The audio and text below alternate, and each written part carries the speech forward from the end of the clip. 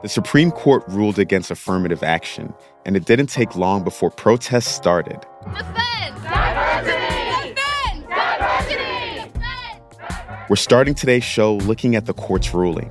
I'm Jeff Pierre, and this is The Seven from the Washington Post. It's Friday, June 30th.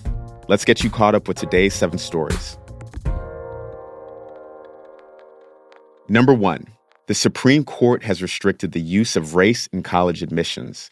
Justices rejected affirmative action policies yesterday at Harvard and the University of North Carolina. This is a big shift. It'll affect enrollment practices around the country. It could also significantly change the demographics at elite U.S. colleges. Affirmative action was supposed to help colleges create a diverse student body. President Biden slammed the ruling yesterday. He urged colleges to consider the challenges that applicants face, including racial discrimination. I strongly disagree with the court's decision. We cannot let this decision be the last word, because the truth is, we all know it, discrimination still exists in America. Discrimination still exists in America. Discrimination still exists in America. Today's decision does not change that. It's a simple fact. If a student had to overcome adversity on their path to education, the college should recognize and value that. Universities and legal experts are still sifting through the decision to fully understand it, so it'll take some time to know the full impact. The Supreme Court will release more decisions today, possibly on President Biden's student loan forgiveness program.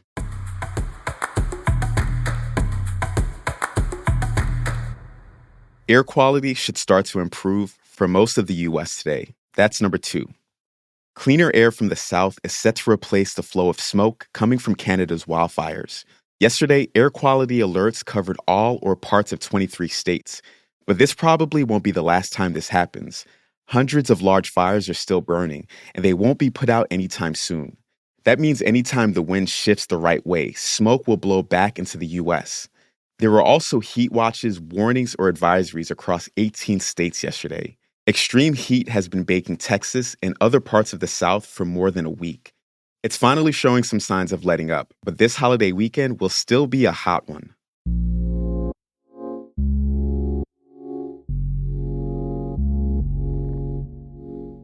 Number 3, a deputy who failed to confront the Parkland gunman was found not guilty. Yesterday, a South Florida jury acquitted Scot Peterson of child neglect and negligence charges. 17 people died during the massacre at Marjory Stoneman Douglas High School in 2018. Peterson was a school resource officer, and he was accused of not doing enough to stop the shooting. He was also the first U.S. law enforcement officer tried in connection with a school shooting.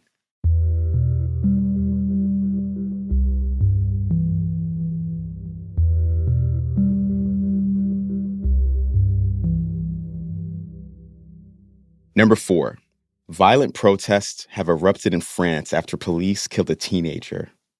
A 17-year-old boy was shot by an officer during a traffic stop on Tuesday morning in a Paris suburb.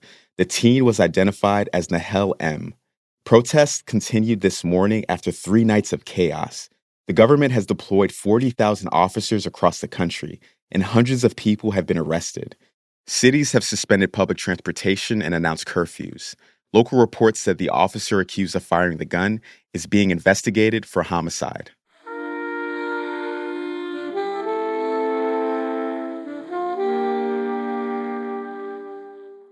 Number 5, Travis Scott won't face criminal charges over the tragic Astroworld concert.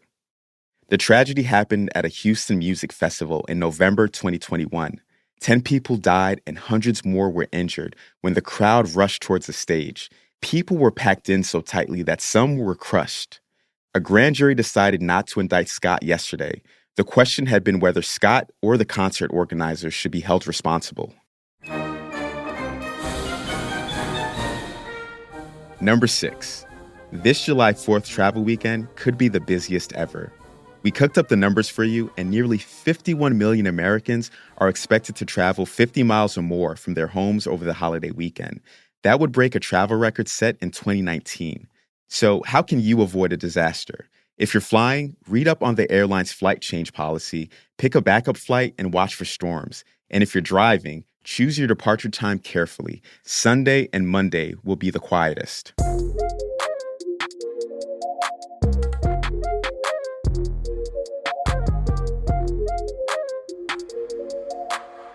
And at number 7, McDonald's new purple shake has gone viral. The shake is a berry-flavored drink named after Grimace, the fast food chain's furry purple mascot. It was released earlier this month to celebrate his birthday. A purple drink could have been enough to go viral, but that's not the viral trend. People on TikTok are filming horror movie-like scenes of themselves drinking the shake, then dying. They start out fun at first, festive even. Happy birthday, Grimace! Then the videos turn eerie. Think Blair Witch Project, but with purple milkshake oozing from your mouth. Sales have skyrocketed since the trend took off last weekend.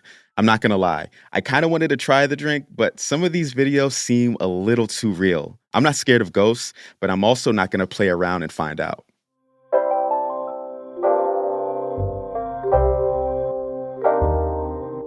That is the show for this week. Before you go, we wanted to show some love to a member of this team leaving the Washington Post to start a new chapter. Editor and staff writer Tess Holman was a founding member of the 7 Morning Briefing and the newsletter team back in September 2021. We really couldn't have gotten this show going without her, and every morning, dark and early, she's been a wonderful colleague, and her quick wit and strong journalism have made us all better. We're gonna miss you, Tess, and we wish you the best of luck. The assistant producer of The 7 is Taylor White. The staff writers are, I gotta say it one last time, Tess Holman and Jamie Ross. John Taylor is our editor. Additional editing by Christina Quinn. Copy editing by Thomas Haliba and Melissa No. Mixing and sound design is by Jim Briggs and Justin Garish. Our theme music is by Edith Mudge. And a quick note since we're going into the holiday weekend. We won't have the usual show on Monday, but we'll share a new series with you for you to check out. And on the 4th, for the holiday, we'll be taking a break, so we'll be back as usual on Wednesday. In the meantime, on Monday and Tuesday, you can still check out the 7 stories you need to know from the 7 newsletter. I'm Jeff Pierre. Thanks for listening. Have a great weekend, and I will meet you back here next week.